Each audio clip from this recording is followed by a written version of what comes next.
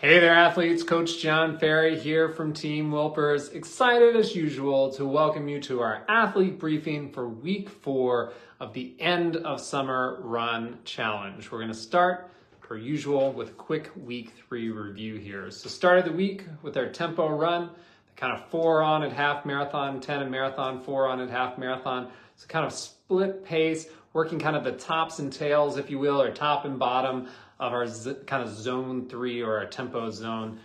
Lengthy periods of work with relatively short recovery sort of mark the characteristics of this workout. So I'm sure those 1 minute started to fly by. A really great type of workout for anyone who's focusing on race distances, really from the 10K all the way to the marathon, but falls squarely in our endurance race prep and kind of an endurance race workout for sure. Our key run number 2 was our hill repeat part 3 session. So moving to that 3-minute, 4x3 minute set, another advancement on our 3-part hill series there, working on the muscular endurance part of sustaining a nice strong effort on a lengthier hill, which you are bound to find on most race courses. So that was our hills part 3. I do have good news for some of you out there who are not loving the hills, that I think that was the last hill session that we have in this particular 6-week challenge. So hope you enjoyed our 3-part series.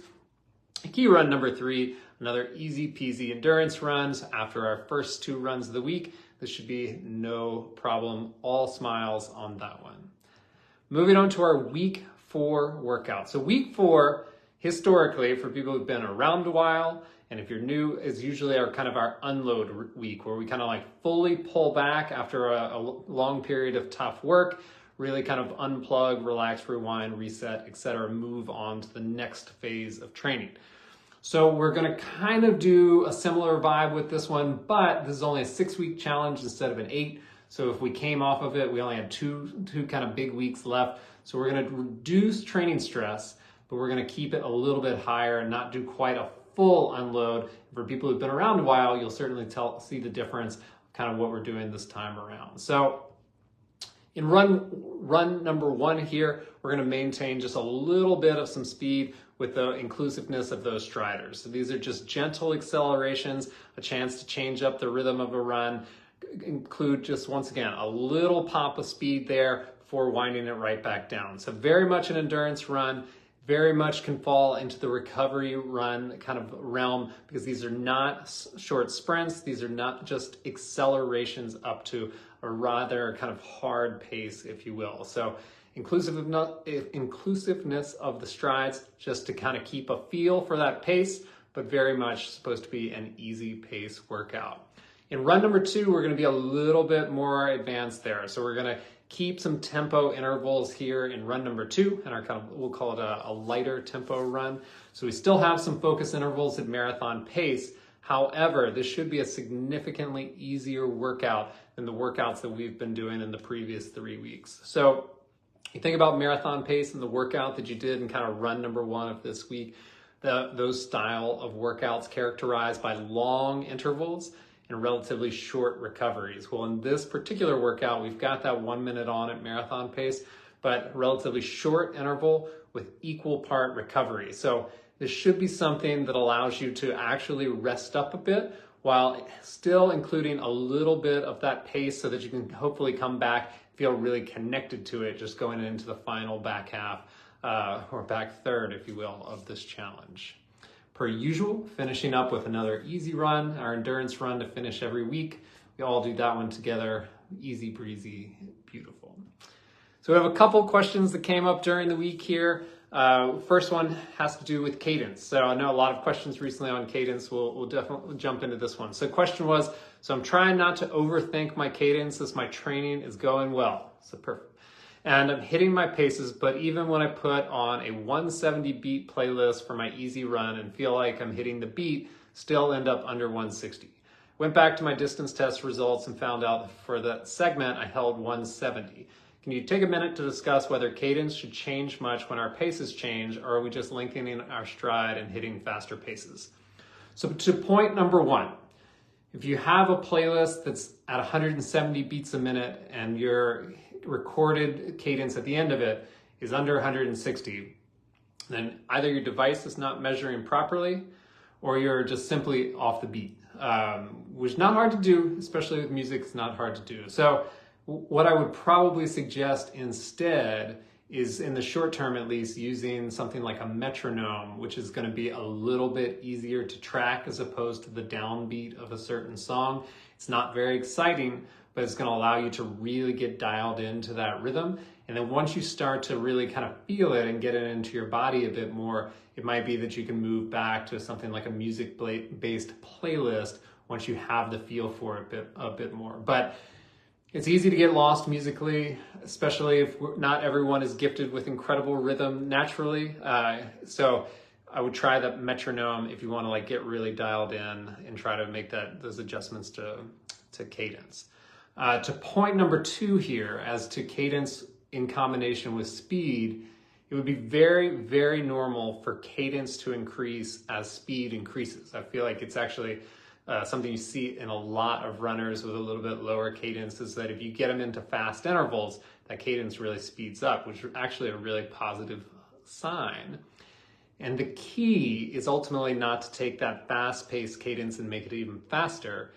The key is actually to be able to translate that higher cadence back down to the easier pace, because it basically, in essence, means when you're slowing down, you're not turning over as efficiently and you get into a little bit of like a plodding motion, unfortunately.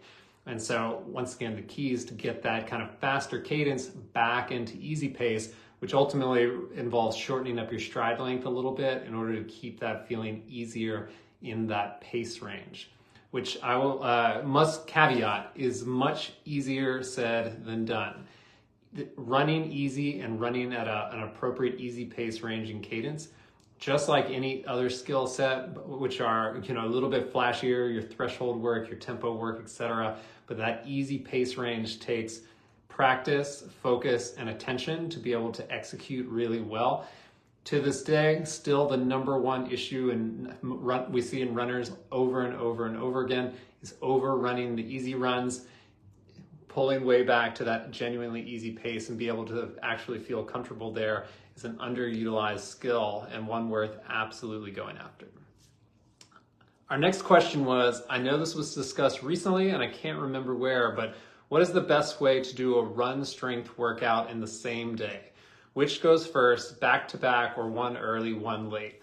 I'm doing the run challenge with 3 runs a week and the strength challenge with 3 workouts, but I'd really like to have 2 active recovery mobility easy days a week. So happy to discuss again, as I think this applies to a lot of people who are thankfully trying to balance their sport training with their strength training so they have a long, happy, healthy relationship with the sport. So in general, because it's going to kind of contradict at times here. So in general, I prefer when athletes do strength training first and run second.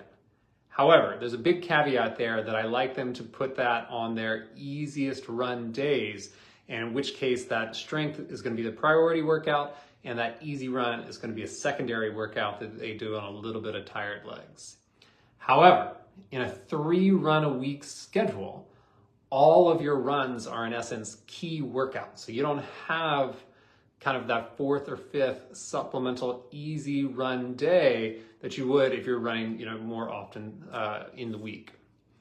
So in your scenario in particular, on a 3 run a week schedule, each run is the priority workout of the week. So I would have to recommend doing those runs first, because you certainly don't want to strength train first and then try to go and do your key run on fatigue legs. That's not ideal.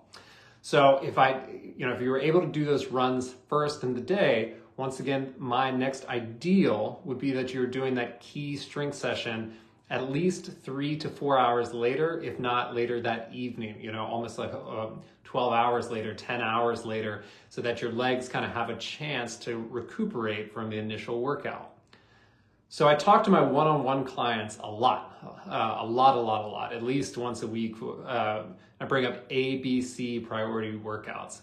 And in essence, what I mean by that is when you have to look at the scope of your total training week, I really like people to understand that not every workout has the same weight. There's our A priority workouts, our B priority workouts, and our C priority workouts. So Once again, in a week where you only have 3 runs, if you're looking to become a better runner, those workouts are always the A priority.